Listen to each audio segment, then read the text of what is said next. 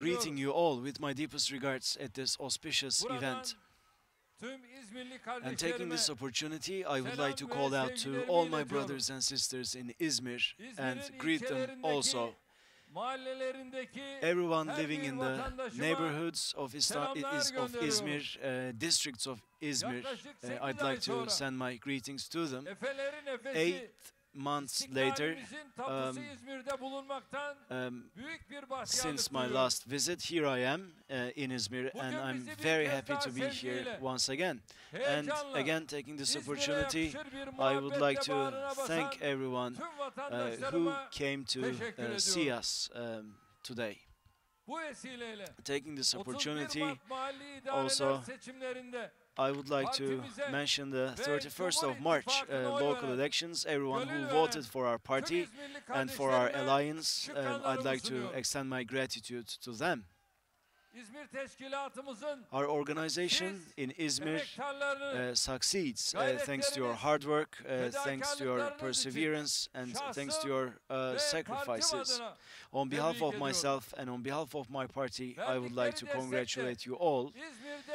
Thanks to the support, the metropolitan municipality in Izmir, we achieved 39%, and I would like to thank everyone who helped us achieve this accomplishment.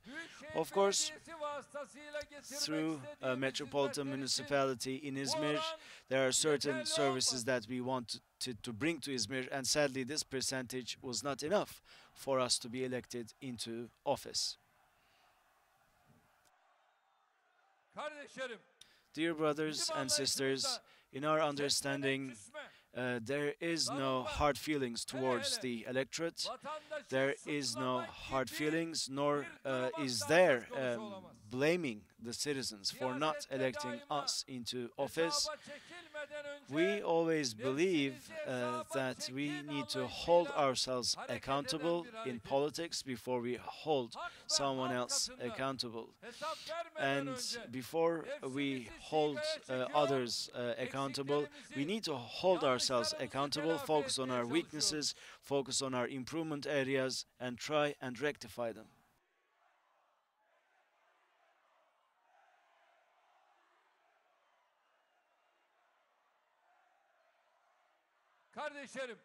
Dear brothers and sisters,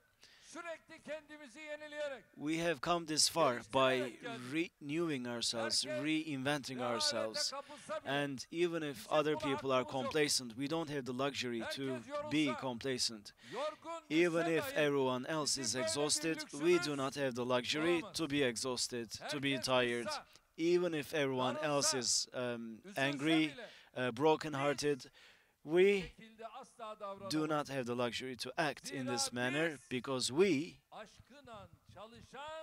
love what we do, and once you love what you do, once you love your cause, you never get exhausted. We do not think politics is something to further our personal gains, but it is a tool with which we serve our nation, and we believe that for our nation and for our brothers and sisters across the world, we have the responsibility to serve them. Let us not forget that millions of people are expecting this from Turkey.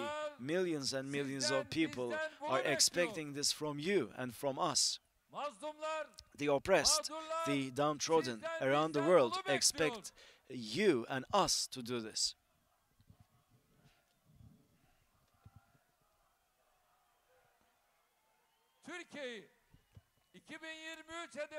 For Turkey to fulfill its 2023 goals as well as 2053 and 71 goals, in order to fulfill these goals, we made a promise to our nation.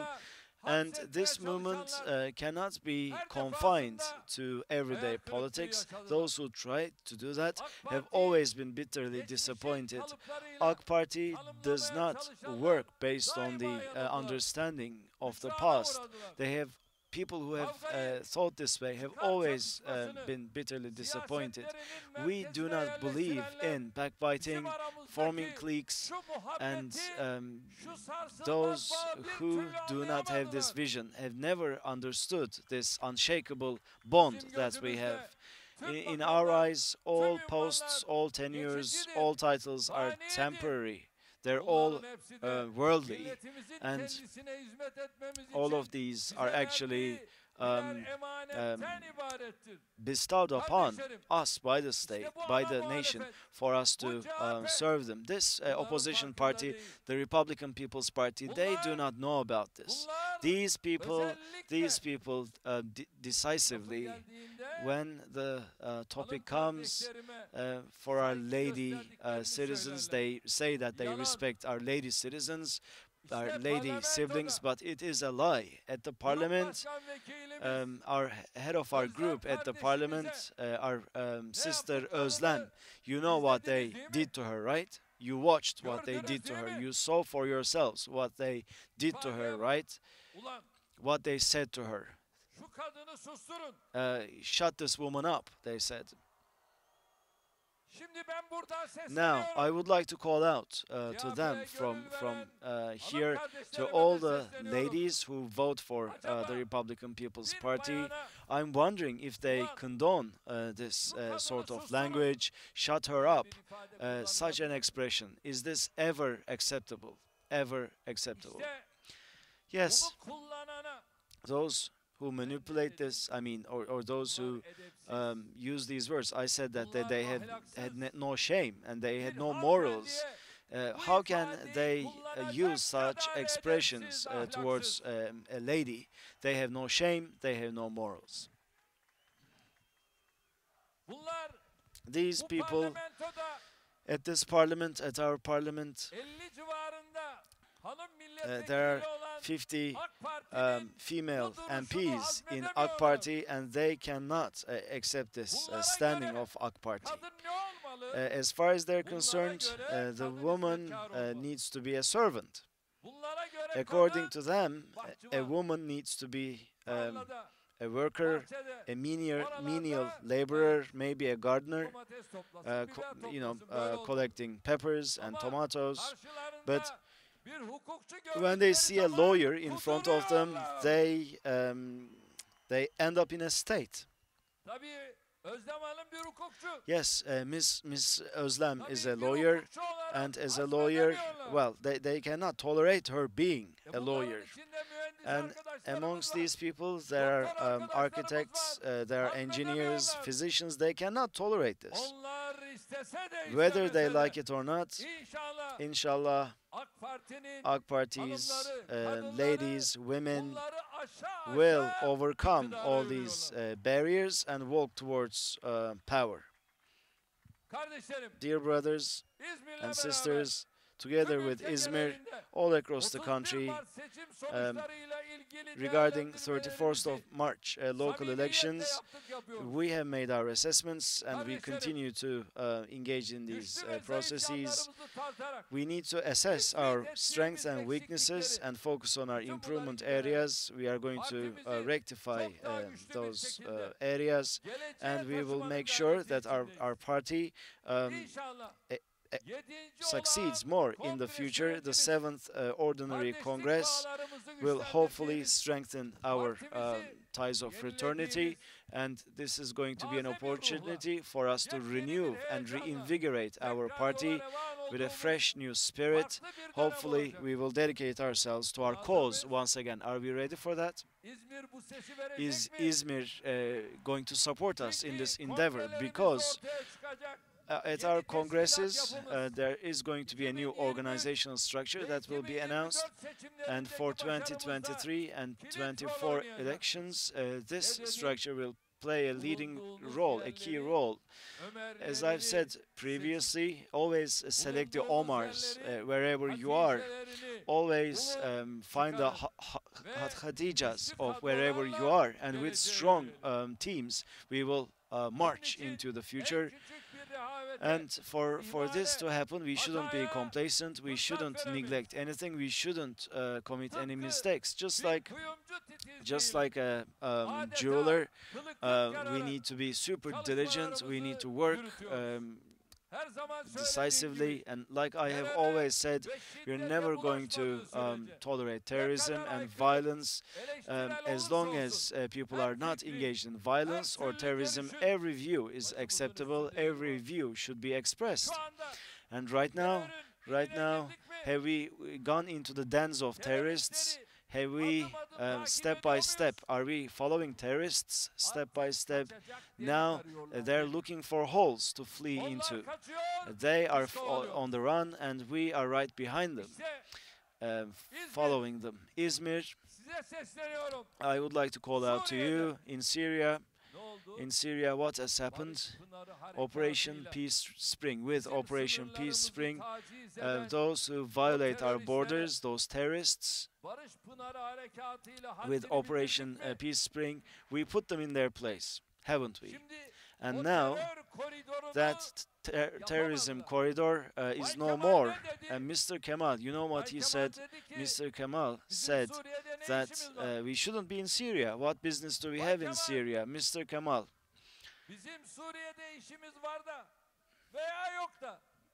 let's leave that aside, but what business do you have there? Why did you send your guys to Assad? Why are you still sending your guys to Mr. Assad? And dear brothers and sisters, as they say all of these things, unfortunately, when you look at it, you realize that PYD and YPG, Mr. Kemal is in cahoots with these organizations. At the parliament, there's this HDP party, and they're there thanks to the support of the PKK. And why did he walk from Ankara to Istanbul with them?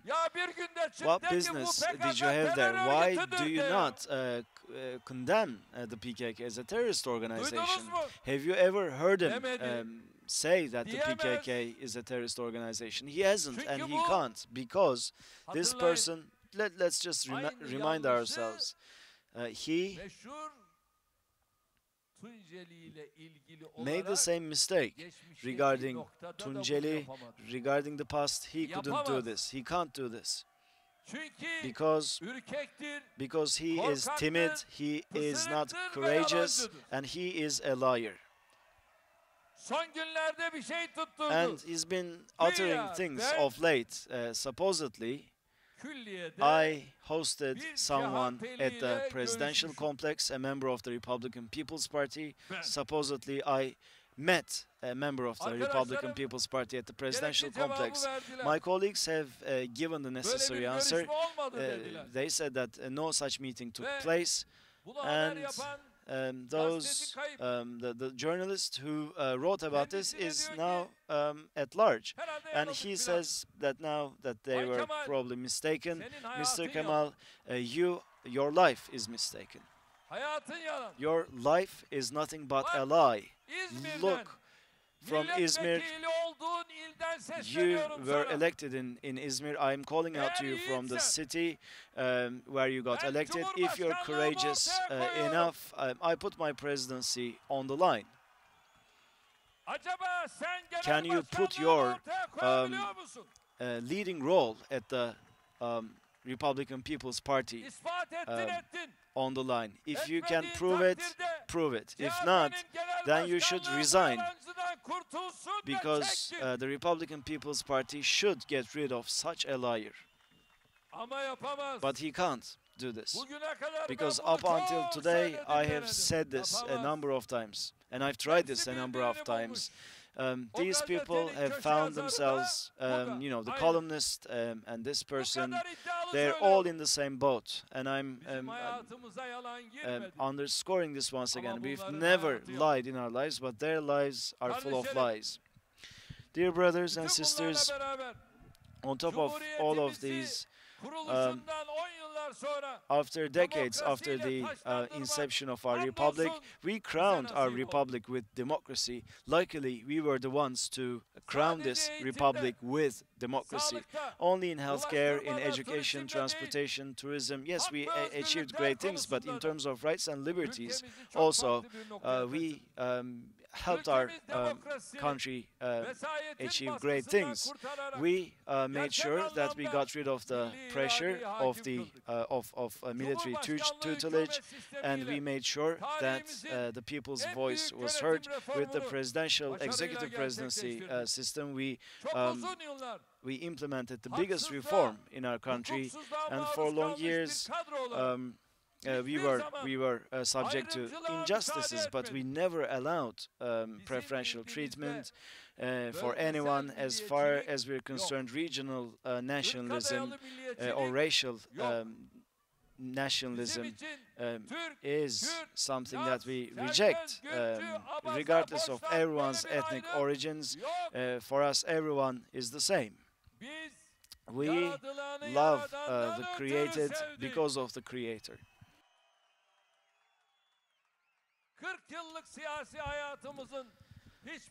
I have been in politics for 40 years, and at no point in my career we've never actually meddled with the lifestyle or point of view of our citizens. We've never excluded anyone because of how they dressed. We've never otherized other people. On the contrary, girls who wore the headscarf were not allowed into universities in Turkey, and we ended that atrocity, that oppression.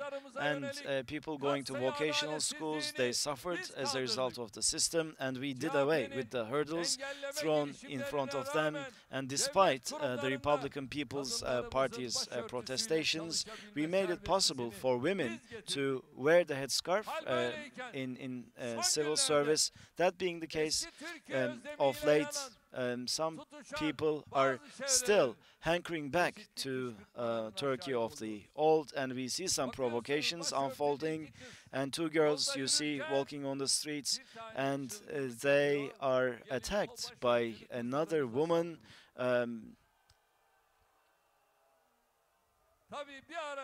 And you look into it, you look into the incident, and you see the same mentality under this attack. These people have not made peace with the culture, with the faith of our nation, and such people are reverting back to their old habits. And because of how they dress, our women are targeted. Physical violence or verbal harassment. These provocations are never going to be tolerated. In this country, no one will have the opportunity to reinvigorate the ghost of 28th of February, and we are never going to allow seeds of discord be sown within our nation. Regarding such hate crimes, the law enforcement officers and the judiciary will continue to take the necessary steps as these incidents unfold. No matter how much they provoke, they will never make Turkey a country which is beset by these troubles. As AK Party and as People's Alliance in every province for 82 million citizens, we will continue to embrace all. We will continue to embrace everyone. We will continue to love you because of the Creator. We're never going to shut out anyone, never going to exclude or otherize anyone. We're never going to break people's hearts, and we are always going to deliver on our promises, and we will walk into the future with this perspective in mind. Whether someone wears a headscarf or not, whether someone is from our hometown or not, there is no such discrimination. There will never be any such discrimination. If we engage in any such discrimination, we cannot be held accountable vis-a-vis God. On our shoulders, there's a heavy responsibility. We need to act with this responsibility. We need to be cognizant of this responsibility.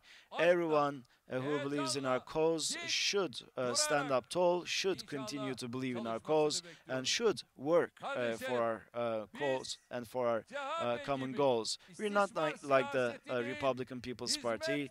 We are in politics to serve the nation, to serve our people, and we dedicated ourselves to this struggle, and we're not in this for personal gain. We are in this to serve God, to serve the nation. Let's not go too far.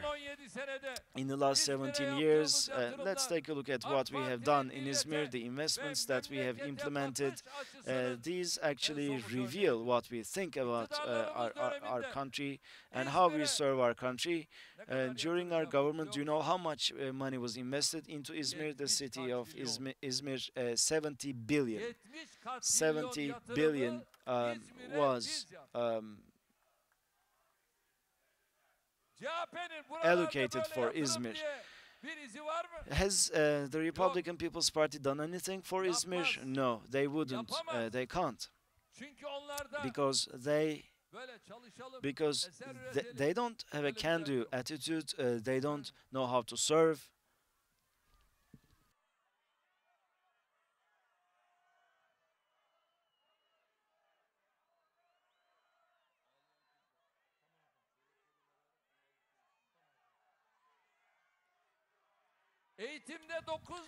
In education, we opened thousands of new classrooms. 3 new state universities were opened up. 6,000 person capacity dormitories were opened in the next couple of years. In Izmir, Urla, and Tire, in Bergama as well. 14,500 capacity. 8 new dormitory buildings will be opened all across Izmir. In many different branches, we are opening sports centers and gyms, and we have inaugurated Göztepe and Alsancak stadiums as well, with a capacity of 15,000 spectators. As for Ege University, Bornova campus, the National Garden and Chile National Garden have been are being projected, and as for those in need in Izmir, 5.5 billion was allocated in social aid. Now, in our city, there are 35 hospitals and 109 healthcare units. We also completed them and inaugurated them. In terms of bed capacity, the Bayraklı City Hospital with a capacity of 2,000 beds, and also in Menderes, Selçuklu, Bergama, and Beydağ state hospitals, also the construction of these hospitals are underway.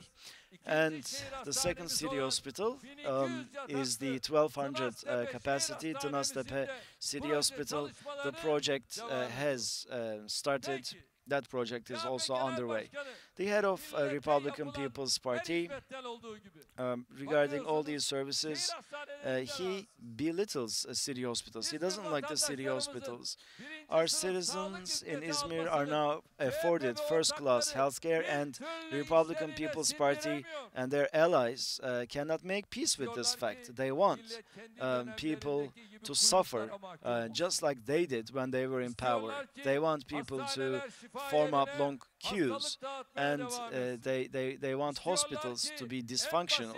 They want, for even the simplest of tests, they want people to wait for days and days on end. They don't want them to get hold of their medications. And they think that these healthcare services are their birthright, but they don't want these services for you or for us. They think it's a luxury for us. That's why our brothers and sisters in Izmir, they don't want them to benefit from these city hospitals, but despite them, we are going to operationalize these hospitals, whether they like it or not. We are always going to make sure that you are afforded healthcare services on a par with, and even more superior than Western healthcare services. When you step into a hospital, you are going to thank your government, thank your state.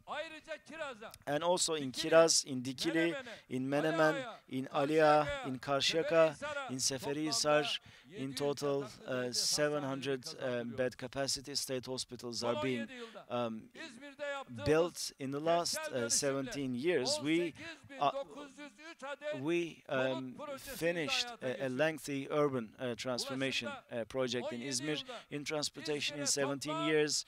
In total, dear brothers and sisters, 25 billion was spent. The two-lane roads, motorways, the length was increased tremendously, and right now from Istanbul to Izmir, the highway, is it over now? Has that project been completed? It used to take 8 or 9 hours to get from Istanbul to Izmir, and now it's merely 2.5 hours. When you get behind the wheel, sit in your car, it only takes 3.5 hours to get from Istanbul to Izmir in a safe fashion, and vice versa from here to Istanbul.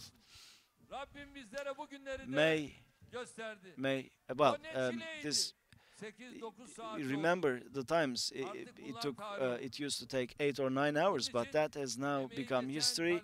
And I would like to take this opportunity to thank Mr. Binali, Cahit, and everyone who made this possible, because this is no small feat. And in the upcoming period, we will continue with these projects, and even they're trying to even belittle this or badmouth this highway, but now people are praying to us, people are thanking us.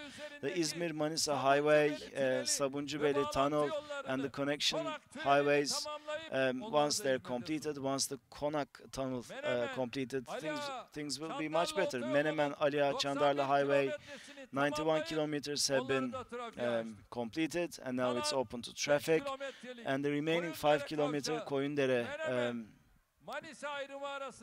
section, Menemen-Manisa section, will be completed by the end of December.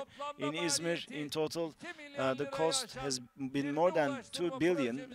These 20 transportation projects are still underway. Dear brothers and sisters, all across the world, the importance of railways is on the rise, and people are turning more and more to railways. That's why high-speed train lines were brought to Turkey for the first time by us. We renewed our new railways, we modernized them, and within this framework, we totally renewed our railways that are more than 11,000 kilometers. The Aliya, Selçuk, İzban was also completed by us, and we also gifted this to the city of Izmir. Kemal Pasha organized industrial zone. The railway connection was built by us as well, and Izmir, Ankara now is going to take 3.5 hours thanks to the fast train line, and it is still being constructed as we speak. Between Halkapınar and the bus terminal, a new metro line is going to be built, and inshallah this project, the procurement will begin for that project. The Gulf entry project is also underway. The zoning works is underway. Between Selçuklu and Ortaklar, a new railway line is going to be opened up. A second line is going to be opened up in the future. Between Ödemiş and Kiraz and Bergama and Soma, we are also going to build a fast train line. We have started our preparations for that. The Adnan Menderes Airport, which is no longer enough for Izmir, was completely given a complete makeover, and we built dams and lakes. We are going to build 14 more dams. Did Izmir suffer from a lack of water in the past? Who built Gördes? And we brought water to Izmir. And actually, this is the job of the metropolitan municipality, but they did not do it. In the last 17 years, we built all these irrigation systems, and we brought irrigation to vast amounts of fields. Our farmers in Izmir, they received 4.2 billion agricultural support, and our investors in Izmir,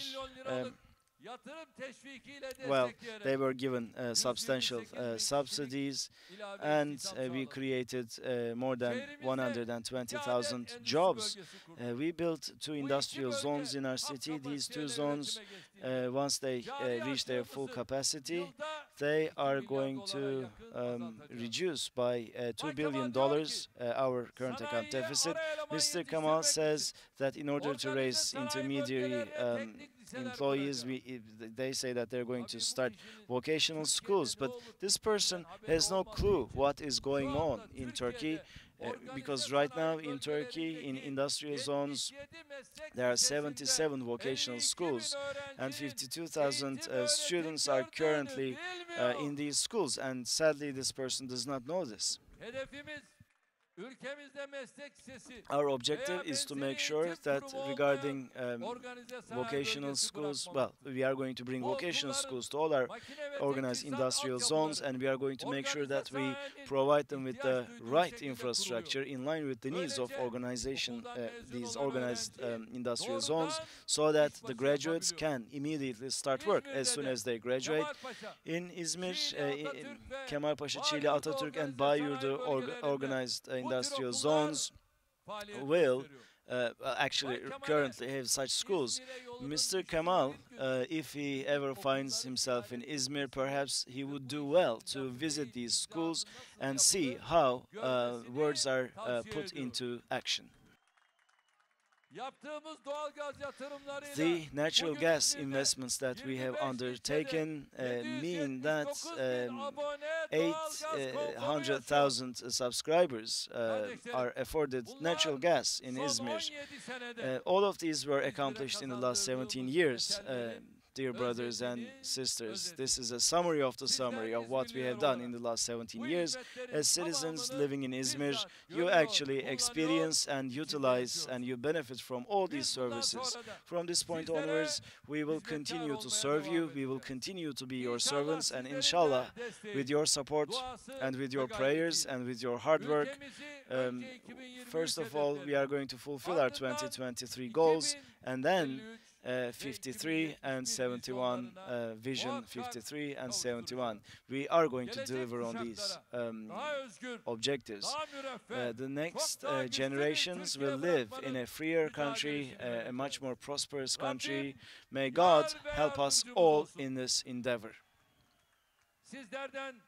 Now, I once again kindly ask you to take ownership of our cause, and I call out to you so that you do not buy into provocations. You should always be vigilant. You should always believe in the fraternity of 82 million people who make up this nation. And you know our Rabia sign, right? Are you ready? One nation, one flag, one country, one state. We are going to be one.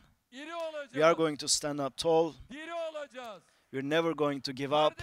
And we're always going to be engaging with one another in a sense of fraternity. Thank you very much indeed.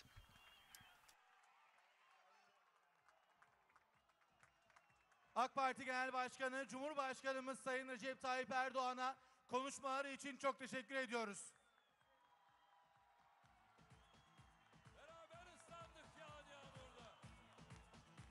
Ve Genel Başkanımız, Cumhurbaşkanımız Sayın Recep Tayyip Erdoğan'la birlikte sanatçımız Sayın İbrahim Tatlıses sizleri selamlamakta. Çok teşekkür ediyoruz.